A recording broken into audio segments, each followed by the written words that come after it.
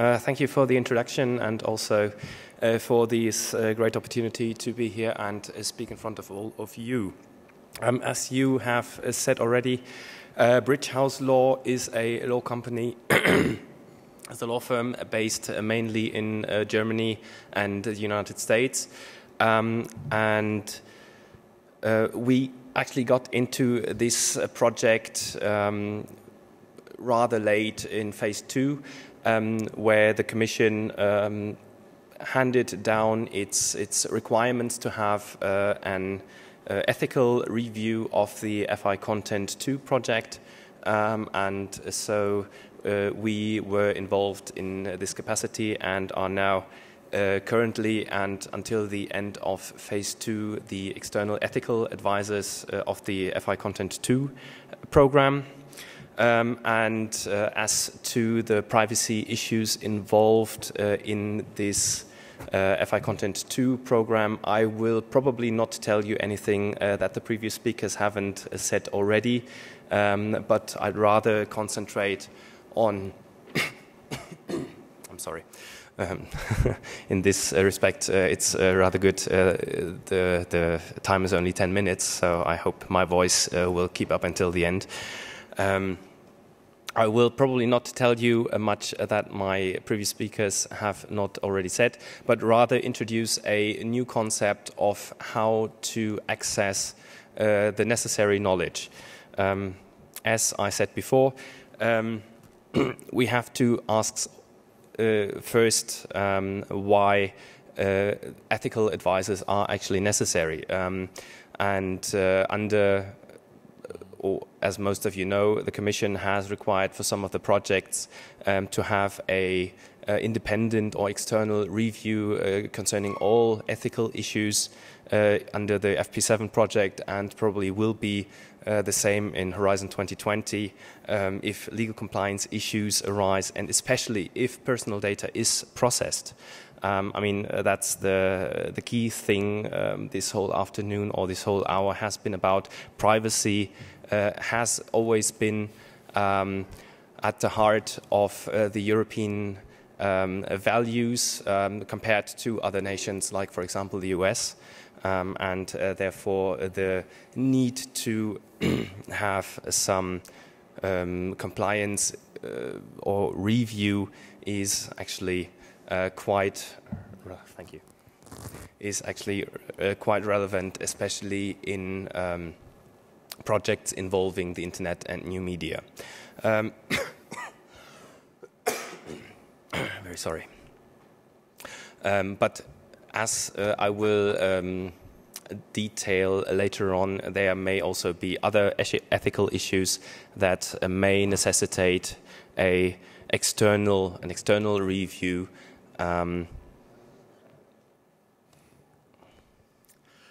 But now coming to the major point of this concept of involving Brisch Law as an external ethical advisor, you may ask yourselves, why would attorneys, lawyers be involved in the FI Content 2 project as ethical advisors? Well, first of all, and I think that was a question from the audience earlier on, is the question of availability. As I've learned not only in the discussions I've had today with several people, is that not all research is conducted by the universities, who have their own ethics commission, their own ethics boards, and also, pointing back to the previous speakers, not every SME does have the luxury of having its own legal department with a privacy group of the quality of Deutsche Telekom or similar. So the concept of involving a law firm in this FI Content 2 project or in the FI-PPP project at all was rather that away from internal review boards, you will always have an ethical review as a scalable service for small research units and, of course, the private sector. I mean, I will probably get back to this in a few minutes, but if you think especially about the phase 3 and the open calls, and the open calls that have already been launched in phase 2.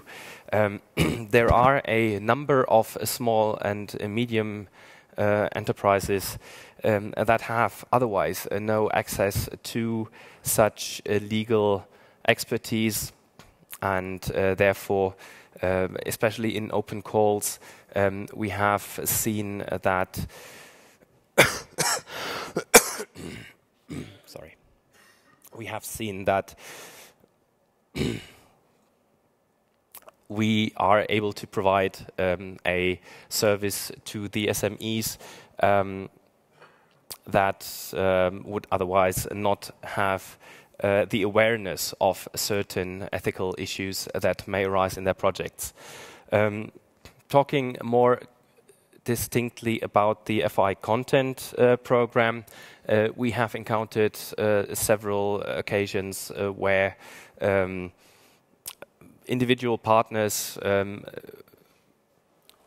would need the expertise to actually create awareness of the privacy issues that are involved.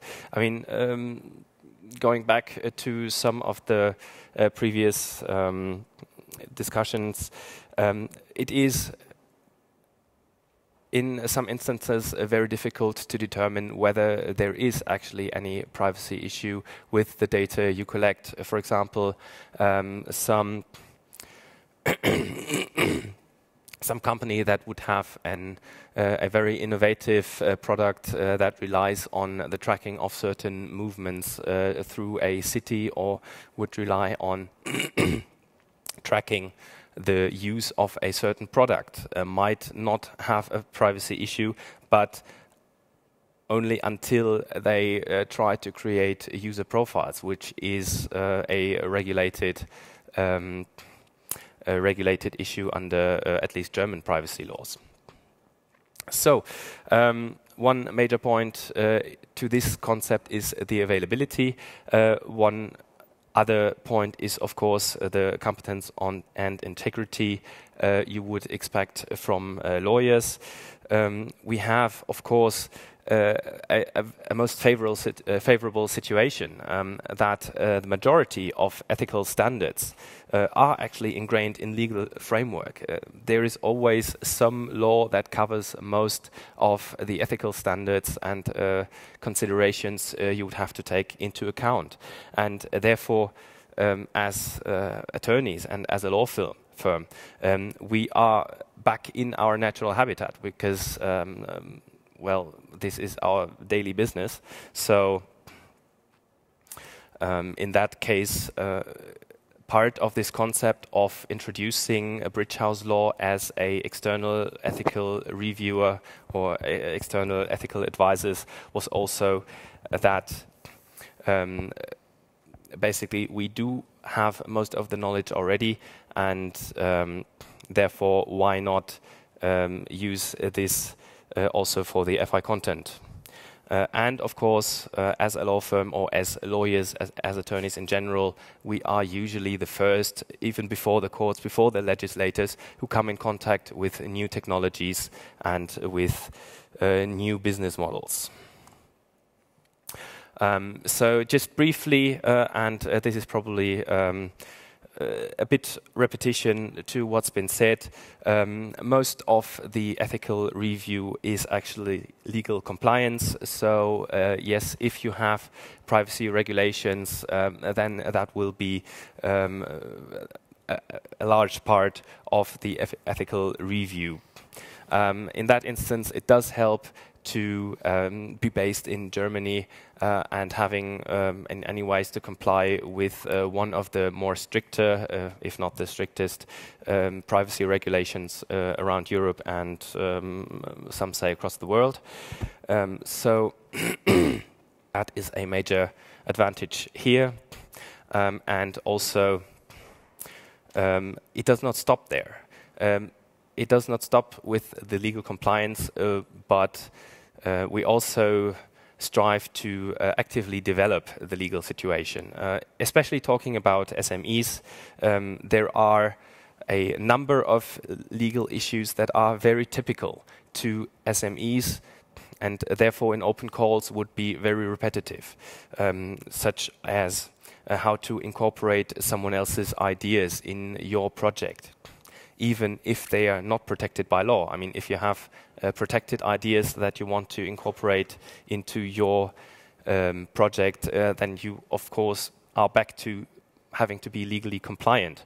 But also, in certain cases, ethical standards may be to have the right of attribution, as it is written, for example, in many academic standards. So we have the opportunity, we have the means to identify also the possibilities within the legal framework to shape the legal situation for the SMEs. For example, if an open call was launched to develop actual products and to market and distribute those products, then the entire legal workup, all the contract drafting and so on, may be part of some project involving, for example, Brisch law as a law firm. And as I said, the scope extends beyond mere compliance, but also you can have further aspects such as ethical guidelines, best practices, also aspects like transparency and fairness, which leads to a significant added benefit, reputation. I think it was Dr. Ulmer who said it already, that privacy is nowadays also a point of marketing. If you have the means and the measures in place to advertise that you are actually not only compliant with privacy, but you are actively enhancing privacy beyond the requirements of the law, that might in some cases be an added benefit,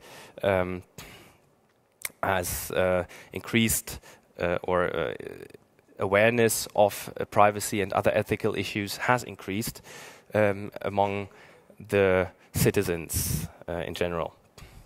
So we can take such an active approach to actually avoid the next shitstorm before it hits you. And we have seen that it has hit many also big companies who have suffered from data loss and data breaches.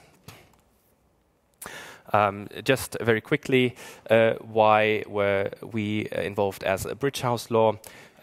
We have a very strong focus on IP and IT law, anything from data protection, data security, intellectual property, protection of know-how, competition law. So basically, most things that you would need as an SME or as a partner of the FI program, if you wanted to develop and then market any products. Also, we have an international network that is across Europe, the US, and Israel and the Middle East. So we are also in the business of transferring or opening new markets for companies that are successful in one market in Europe. So I think this slide then will lead directly to the discussion, and I thank you for your attention. Okay, thank you very much.